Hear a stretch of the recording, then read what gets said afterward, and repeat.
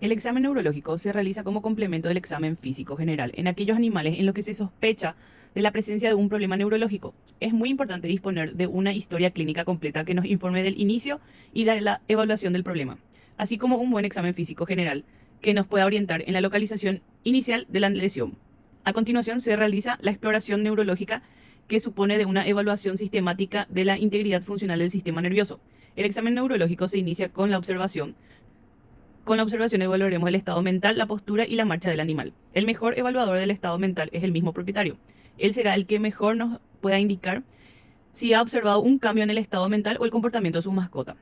El estado mental está regulado por la formación reticular, un grupo de neuronas localizadas en el tronco encefálico, que recibe vías aferentes sensitivas de la médula espinal y de algunos pares craneales proyectándose en forma difusa hacia el córtex cerebral. La postura. La postura la evaluaremos observando al animal en estación. Es importante observar cuidadosamente las anomalías en la posición de la cabeza, tronco o las extremidades del animal, ya que pueden ser claros indicadores de lesiones nerviosas, aunque también pueden ser debidas a lesiones vertebrales o anomalías en el tronco muscular. En la marcha, la observación del animal en movimiento debe realizarse en situaciones diferentes. El animal debe moverse sobre una superficie que le proporcione la tracción adecuada. Es preciso observarlo lateral, frontal y caudalmente. Mientras camina hay que hacerlo desplazarse hacia adelante, hacia atrás y también hacerlo girar hacia ambos lados.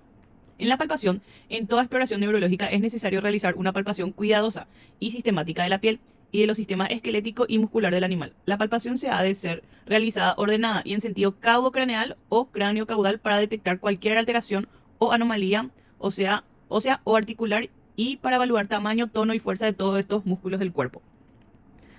Las reacciones postulares son respuestas o reflejos complejos en los que intervienen los sistemas sensitivo y motor, mediante los cuales el cuerpo del animal se mantiene en su posición normal erecta.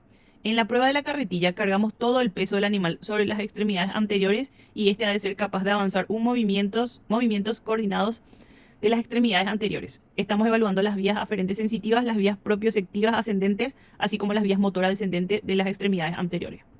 En la prueba del salto cargamos todo el peso del animal sobre una extremidad y los desplazamos lateralmente.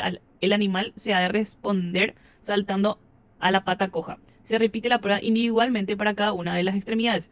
De esta manera evaluaremos las vías aferentes sensitivas, las vías propioceptivas ascendentes y las vías motoras descendentes de cada extremidad. En la prueba del pulso postural extensor, el animal extiende las extremidades posteriores antes de contactar con el suelo. Las pruebas de las hemistancia y de hemimarcha, colocamos todo el peso del animal sobre las extremidades de un lado, forzando al animal a desplazarse lentamente. Evaluamos los movimientos de dichas extremidades. Esta prueba resulta útil en caso de lesiones neurológicas unilaterales en que solo manifestaron déficit las extremidades de un lado. En la reacción de situación observaremos la reacción del animal ante un obstáculo. Si eliminamos la información visual, observaremos la misma reacción en el momento en que el animal establezca contacto con el obstáculo y estaremos evaluando las vías aferentes sensitivas ascendentes, las vías motoras descendentes de la extremidad anterior, así como las vías ópticas cuando están en partícipe.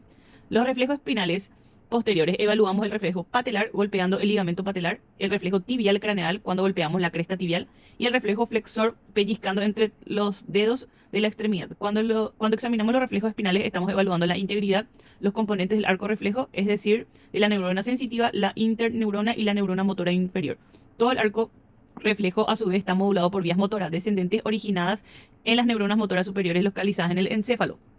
O el reflejo extensor carpo radio, lo que provocamos golpeando este músculo justo por debajo del codo, o el resto del reflejo. Son muy difíciles de provocar. O el reflejo del bíceps se evalúa golpeando los tendones de los músculos bíceps braquial y observando su contracción. El reflejo del tríceps se evalúa golpeando el tendón del músculo tríceps braquial justo por debajo del codo. Finalmente, el reflejo flexor la evaluamos pellizcando entre los dedos de la extremidad anterior. El reflejo perineal se provoca estimulando ligeramente la región del perineo, la respuesta de una contracción del esfínter anal extremo y la flexión de la cola. Si la respuesta al estímulo no es claramente positiva o es negativa, se puede aumentar la intensidad del estímulo pellizcando las pinzas de la piel de la región perineal. El reflejo extensor cruzado se evalúa el animal en decúbito lateral y si parece indica la presencia de una lesión crónica de la neurona motora superior. En un animal sano, cuando pellizcamos una extremidad, el animal es consciente y la flexiona dicha extremidad. El examen de los pares craneales es muy importante, sobre todo cuando se sospecha de lesiones intracraneales. El primer par craneal o nervio olfatorio constituye la vía sensitiva del sentido del olfato, la segunda par craneal el nervio óptico constituyendo la sensitiva del sentido de la vista y reflejo pupilar, El tercer par craneal, el nervio oculomotor, responsable de la constricción pupilar y la constituye junto a él el nervio troclear. Luego el nervio trigémino, nervio facial, nervio vestíbulo coclear, nervio glosofaringeo, nervio vago y el nervio hipogloso.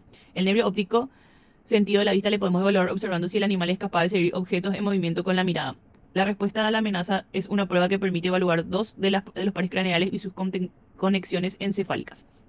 El estímulo es recogido por el nervio óptico mediante la vía óptica, llega al córtex occipital, el reflejo palpebral se inicia al estimular las fibras sensitivas del nervio trigéminico.